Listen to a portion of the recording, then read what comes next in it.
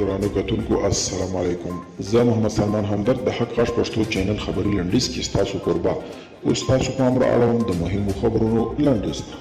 د افغان سولې د مذاکره کوونکي پلاوي پر اجنډا د اصلي خبرو پیلېدو ته چمتووالی شي. د مرکزي پلاوي غړي شریفه زرمتي وایي د افغان حکومت مذاکره کوونکي پلاوي د اجنډا پر لومړیتوبونو کار کړی او اصلي خبرو ته بشپړ چمتووالی لري.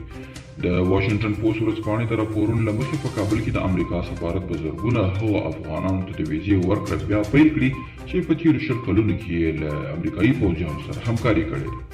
عامه روغتیا وزارت وایي په هېواد کې له 5 کلونو کم عمره 10 میلیونه ماشومان د ګوزاڼ ضد واکسین ورکولو په عمر دي چې په سږني کمپاین کې له دې ډلې شاوخوا 3.5 میلیونه د واکسین له څاڅکو محروم پاتې شوي. د هندوستان د واکسینو په تر ټولو لویه کارخانه کې اور لګېدلي 15 کسان مړه کړي دي. یاده کارخانه چې د هند په لویدیځ کې موقعیت لري د نړۍ په کچه د واکسین جوړولو تر ټولو لویه کارخانه بلل کېږي.